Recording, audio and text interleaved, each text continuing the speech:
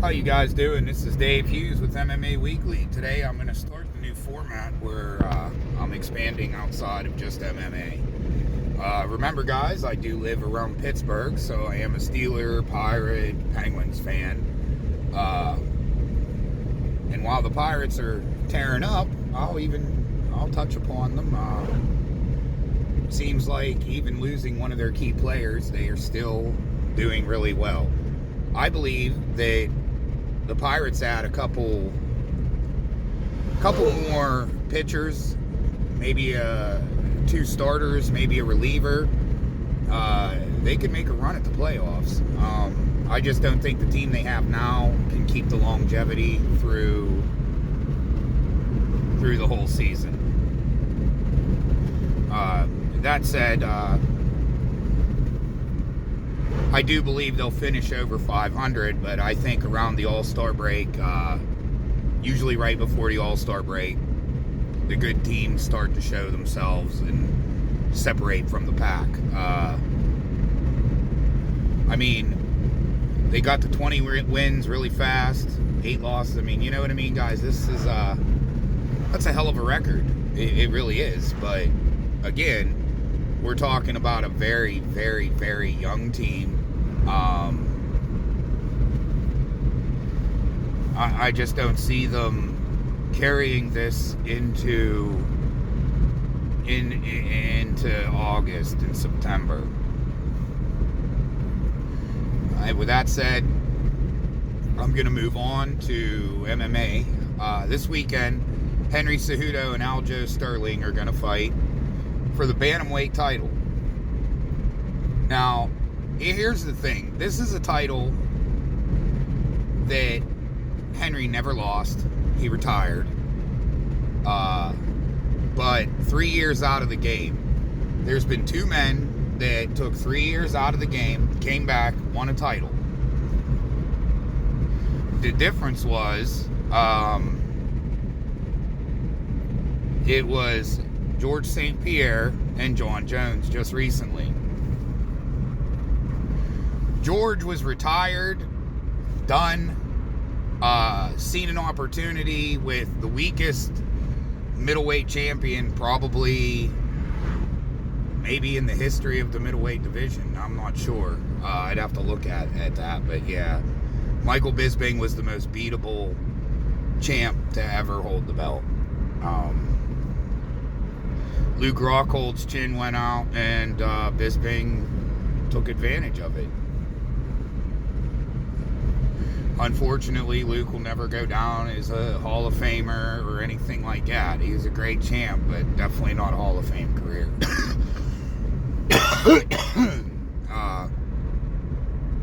So, you know, George came back after 3 years, and he beat him, but he had to submit him, and he looked worse for the wear.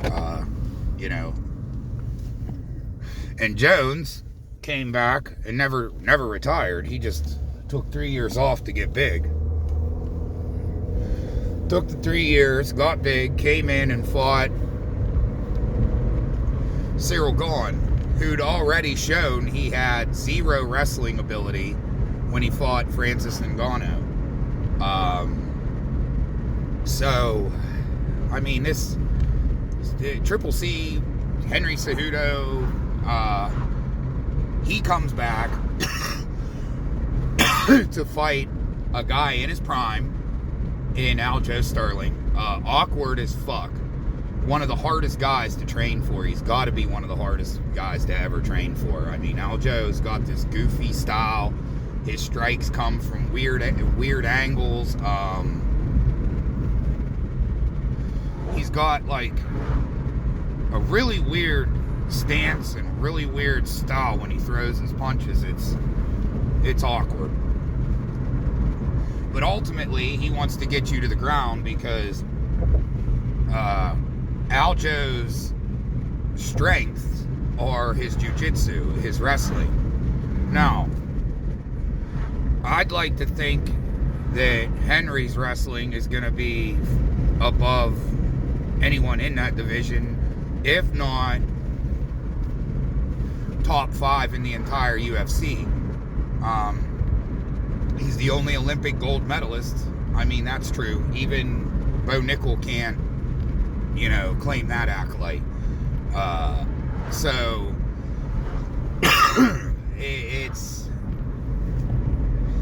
it's hard. It's a hard one to judge. This is another one of those fights where I just don't know. I don't know who's going to win this fight. I think if Henry would have never took the time off, I think he runs right through Aljo. Just finally, because Aljo's never been beaten where he was beaten. He's been knocked out, I believe. I don't think he's ever been submitted or decisioned or anything like that. He was knocked out by Marlon Moraes where he did a face dive, but I mean, that's one of those things anyone can be caught. I mean, even John will tell you it's only going to take one good shot and that whole legacy's gone. I mean, if he'd have fought Francis, that's Francis's bread and butter, is that one shot done. I think that's what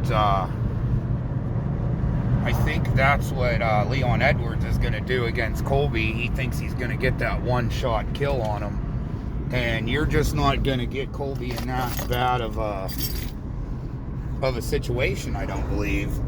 I believe Colby's defense is pretty damn good. If Kamaru, however you want to say his name, that's on you, however. If Kamaru couldn't knock him out, and I'd like to think that when Colby fought Usman, that Usman was at the top of his game. I think possibly one of the best to ever do it. And that includes GSP, that includes all the other guys. I think Kamaru might be the second best welterweight of all time. As much as I hate to say that, because Woodley did bring legitimacy to the title that wasn't there before, since St. Pierre.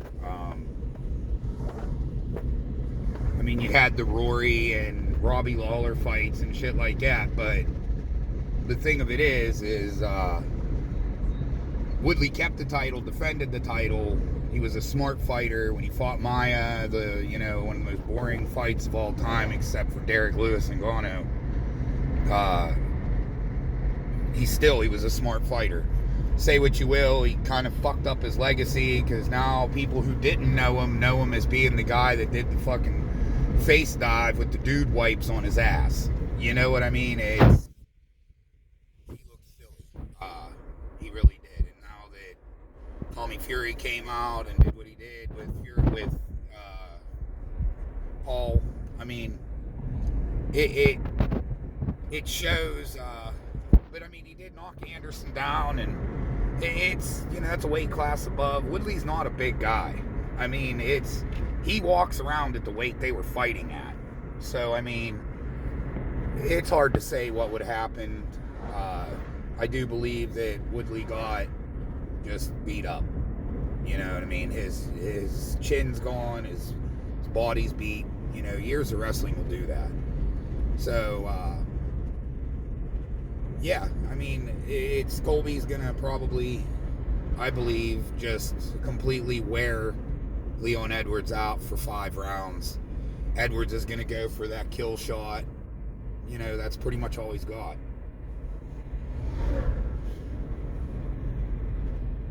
Right now, aside of the light heavyweight division, I believe that Edwards is the most beatable champion, in my opinion. I mean, you think even the women's division, who's going to beat Nunez? Grasso's a great champion. She really is. The only one that could beat her is Valentina. And either one of those two holding the belt is respectable. Wei Li, no one's beating her. Not anytime soon. She's training with Henry, and You know, that's another thing that gives me back to circle back around to the Henry and Aljo. Henry hasn't been sitting on the couch. He did for a year. He got married. He had a kid. He has another one on the way. He's a family guy. He seems to be an amazing father. I mean, he's not much bigger than his kid anyway. So, I mean, they're on the same eye level. You know, so it's kind of like that. I mean, when you're about the size of the kid, I mean, what is Henry? 3'1"? Anyway, yeah, I'm going to take Henry in this fight just because I've bet against Henry plenty of times. I thought Dillashaw was going to kill him. I really did. And then I looked at Dillashaw and he looked like he had AIDS and was smoking crack at the same time. So, I mean, yeah, there's that. So, yeah, I'm not going to bet against Henry this time. And, yeah, it's kind of like with Tyson Fury. I bet against Tyson Fury so many times with Wilder, I'll never bet against him again. Like, you know, anytime he fights, I take Fury, whether he's plus 1,000 or negative 1,000, I'm taking Fury. But, yeah, as far as beatable champs, I think in the Peter Yan fight where Peter illegal kneed him, I definitely think Peter was winning that fight handedly before he got, well, the illegal shot. Knee him in the face, yeah, done. Whether Aljo put on a show or what he was doing, I don't know. But Aljo's definitely proved that he is a deserving champion. I mean, he's already beat Sanhagen. He's beaten everyone other than his own teammate. I'm not gonna trim Marab, whatever. He's a Russian guy. Anyway, I believe after this fight, Sterling vacates the belt anyway, and moves up so that his boy can have the belt, or he'll keep the belt, challenge Volkanovski. Hope he beats Volk. If he beats Volk, he'll be the double champ. He may take a defense against a weak opponent so that he can say he defended, his belt. Or he may just vacate the belt, keep Volk's belt, and, get his boy into a title fight. Do I think he has a prayer against Volk? Yeah. I mean, I told you, he's sneaky, man. His jiu-jitsu's second to none. Once he gets your back, he's long as fuck. He can triangle the shit out of your body. And he has a hell of a back game, but I just think Volk's just too fucking strong for him. I think Volk, I think it needs to be a pound for pound. I think him and John both deserve to be the pound for pound king right now. In my opinion, Volkanovski's proved without a shadow of a doubt. I mean, I've watched the fight with him and baby Khabib there, and I think he lost. It's one of those things where I've judged it 3 times, and I might have ruled out a unanimous draw. It would have been. I think that fight should have been ruled a draw, and yeah. So I think they definitely need to do it again. Volk looked amazing. No one thought he had a prayer. Yeah. So, moving on. Speaking of Kamaru Usman, it looks like Kamaru and Kamaru's got a fight. Maybe. I'm not gonna announce anything till I know for sure. They're just talking shit. So him and Cumshot been talking back and forth, and Hamzat, I believe, is a 185er. I don't think he makes 170 ever again. That was rough. Plus, every time you see him training, he's definitely lifting weights and trying to get bigger I think he's going to go 185, 205. I don't think he makes 170 again. I don't think the UFC gives him a shot. I mean, he missed weight by a lot, guys. He really did. It wasn't like he just missed it by a little bit. So, that said, don't know if maybe Usman wants to move on and move up to 185 before the end of his career, because that is, as it is, the man has no knees left. He has zero chance of getting a title shot this year. I mean, Colby and Leon are fighting in, I think, June, July, somewhere in there. And once they fight, it'll be November, December before Colby's ready to fight again, or Leon. And Leon doesn't like to fight a lot, so that said, yeah. Anyway, I'm going to move into the draft real quick. Last weekend was the draft. Again, I'm a Pittsburgh fan. I might, but I think Pittsburgh did the best in the draft. I mean, they drafted a tight end. The tight end from Georgia he's fucking amazing athlete. We had pretty much a bulldog party, reuniting people. But again, started that picket fence, drafted a lineman first. Then we got Joey Porter Jr. from Penn State, Pittsburgh guy. We had his dad here, so it's going to be a good season. I don't think the Steelers go all the way. I think it's about 2 years away. If that said, we can keep drafting with this Omar Khan head of the table there. He did a hell of a job in the draft. I'm impressed. He's definitely better than the last guy, Kevin.